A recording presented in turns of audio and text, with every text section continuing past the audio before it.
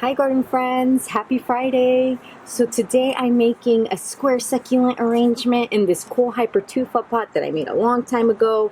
And in this one, I tried to put some stones. I was like experimenting and I tried to put some stones in it. But it kind of didn't work out because you can't really see them. But I put 4, one on each side. That's a purple one right there. And I was such a noob that I didn't even think of putting a drainage hole in this one. So I'll just be extra careful in watering this succulent arrangement, but I'll show you the plants that I have. I've got this really cool, this is a Haworthia Fasciata zebra plant, but check out the coloring on this one. It's this really cool orange, coral, yellow, lime green, and it even has a little baby there and an albino baby right there. Isn't that cool? And this one is supposed to be variegated, but I don't really see any variegation at the moment. Maybe it'll grow someday, but right now, I'm looking at it right now, and maybe this leaf has a little variegation, and this one here as well. So, I mean, there's a few lines on there, but I just love it because of the color and the shape. It's like a huge star. It looks like it can live under the sea somewhere. It kind of reminds me of coral. It is so beautiful. I love this Haworthia variety zebra plant. And of course, zebra plant because it's got these little lines and it's textured. You can actually, they're bumpy, you can feel them. It's such a cool plant. Such a cool plant. I also have Pachyveria Little Jewel, and this one is actually starting to show some color. So it's not as green as the rest of the other ones are. This one is starting to show some purple, the tips are starting to change color. Beautiful. Pachyveria Little Jewel. I have, ooh, this is a cool one. This is a Faucaria Tigrina, tiger jaws, and it's got 3 heads. So it's 1, 2, 3 heads. And this here, right here, that was a bloom. So that's an ex-bloom. And I think that it's starting to form some seeds in there. It's like a little seed pod. Really cool. And you can see there's a little jaw growing right there. Oh, so cool. Such a cool plant. And they actually do look like little jaws, like rah, rah, rah, rah, right? Oh, and they're kind of bumpy, so they're textured as well. Such an interesting plant to put in your succulent arrangements because it really adds some interesting point. You know, your eyes really are drawn to it. Faucaria tigrina, tiger jaws. Oh, and I've got this one here. This is a Echeveria Colorata, and I thought that it would look really nice with the orange of the zebra plant, since this one is so stressed. I mean, check out, I mean, it's like almost white. And look at the little dots there where it starts to like change color. Isn't that gorgeous? Oh, Echeveria Colorata. So beautiful. One of my favorites, Aeonium Lily Pad. And you can see that the new growth here is that healthy green, like this right here, the outer leaves, they were probably not getting enough sun. But now it's really feeling the light and it's starting to grow nice and healthy, or a lot more healthier. Aeonium Lily Pad. And of course, I've got 3 little stacks here of Crassula Ivory Towers. I mean, I always buy these because they add such a pop of color and high, I mean, I just love them. I really love them. Ivory Towers, and this is a Crassula.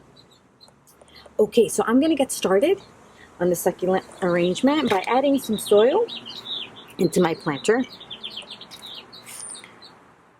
And I'm not really sure how it's all gonna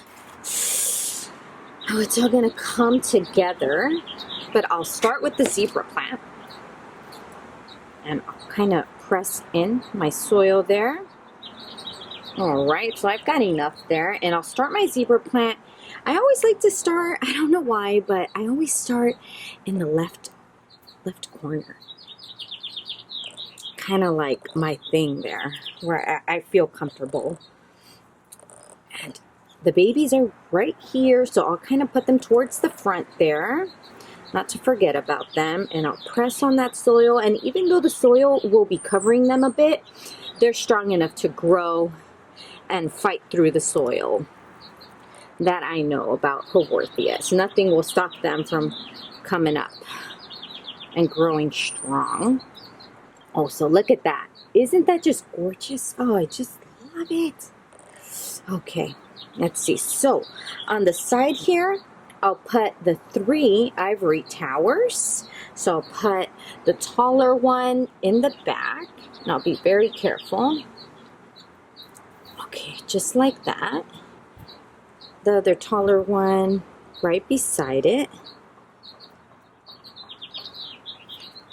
That. And then the smaller one, the shorter one, in the front. Like that. Okay, and now I'll press on the soil to kind of keep them from tipping over. Okay, there we go. That's nice. Okay, let's see. And now I have, let's see, I have this lily pad, and I know that it'll grow nice and big, so I'm gonna give it some space. Kind of put it right here towards the corner where it can have some space to grow a little more towards the edge. Okay, so far so good. And in the center here, let's see, I should probably put the colorata. Don't see any harm in that. I'll kind of snug it in there because I don't want a hole to be like right in the center there. I am not gonna like that. So I'll put the colorata there, and hopefully it won't get in the way of this Aeonium Lily Pad. And now I have 2 more. So I have the Little Jewel and the Faucaria. So I'll put the Faucaria right here because it does grow pretty big, and this one already has 3 heads in it, so it has that potential of getting even bigger. So I'll kind of snug it in at an angle where the leaves have some space to spread. Okay, and now for I'll put a little jewel right here, and I'll have some space for another one right there. And I don't have one at hand right now, like this moment, but I do have this little basket here with a ton of babies. And maybe I'll get lucky. Let's see. Okay, what would go nice there? So let me look through my little... Oh, man. I mean, should I put a lith up there? No, no, no. You know what? I will probably grab another Faucaria. So just bear with me.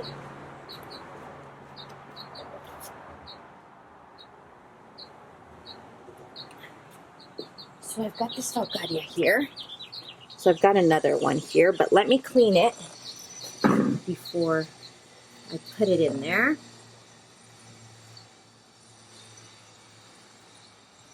Right. Okay. So it's not as big, but it'll kind of match because the little jewel will be in the center and it'll be surrounded on each side by the Faucaria. So I'll make a little hole there. And that one has two heads. I think that's how they kind of grow. They grow in like clumps. And I'll add a little more soil.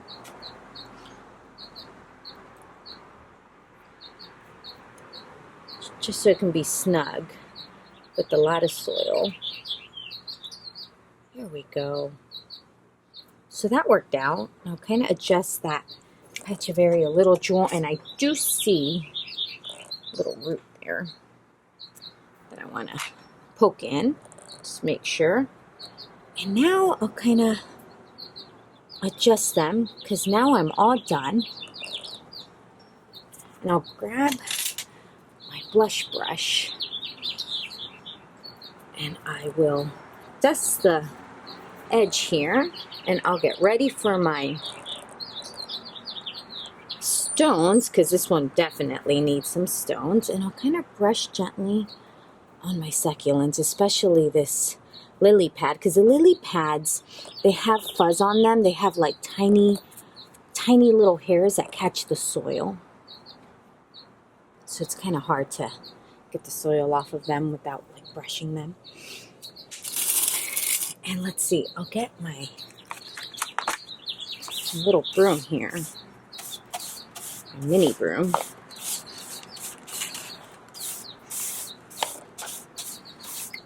I'll kind of clean it off before I get the stones in. Okay, perfect. Nice. All right, and I've got my stones here. And I'll start working my way around. I'll start on this side. And I'll just press them gently. And I've kind of already separated the really big rocks from the smaller ones, so I don't have to pick through them like I normally do. I'll lift that little jewel up just a bit so I can fit some stones in there, right under it. You see how much better it looks with the stones? Well, at least I think so. And I stick to the earth tone kind of stones. I don't go for like the colorful ones, though that does look very nice as well. You can kind of match the stones to your succulent colors.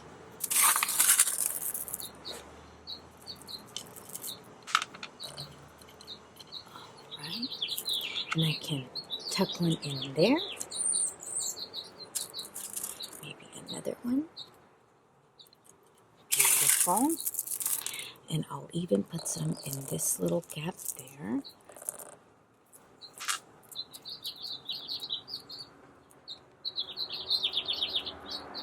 Lift that little leaf up so it can tuck right under it. Perfect. And I'll grab some smaller stones because I see a little hole there.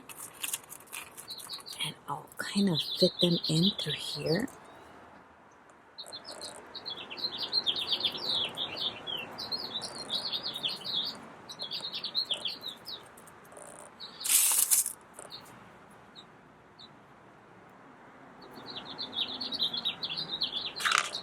So I guess I do have to pick through some because there's some smaller gaps there that I'm noticing that I can fit really small ones only. Like right there. Perfect. Okay, it's working out. Grab my knitting needle to get that little rock out. Perfect. Okay, that worked out. And if you don't know this about me, this is a fun part for me. Of course, the planting part is fun, but for some reason, this is more fun than the planting. I don't know why. That's weird, right?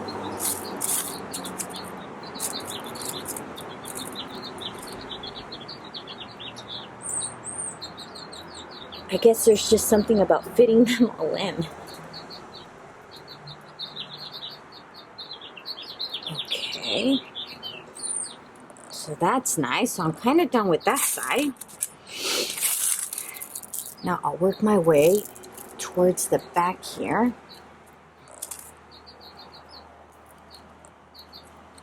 Awesome. I really like this arrangement. I mean, you can't ignore this zebra plant here. It's just like, look at me, I'm beautiful. It just makes me so happy when you don't even have to try, you know? Oh, a hummingbird just came by. Oh, man, I wish you would have seen it. It kind of just came up to me and stared at me for a few seconds. I have a lot of bird feeders. Like, I don't have like a huge backyard. I have a pretty it's like a long backyard. It's not really that wide because I live right by like a highway. So the suburbs here have smaller backyards and front yards. But I'm not complaining. I'm cool. But I have 2 bird feeders. And for the space that my backyard is, 2 bird feeders is a lot. So I get a ton of birds that come by because I live right by a canyon. And the birds that live in the canyon, they know about the feeders, so they come by over here, especially during the winter season, you know, when they really are looking for food, when there's not much food in the canyon. And I think the hummingbirds get a little jealous because I do have a hummingbird feeder, but I don't fill it up as often as I do the bird feeders, because hummingbirds, I mean, the normal birds, the songbirds, they kind of fight about the feeder, but then they end up sharing. They'll work together. They'll learn how to get along. The hummingbirds, they don't. Like, they are very super territorial.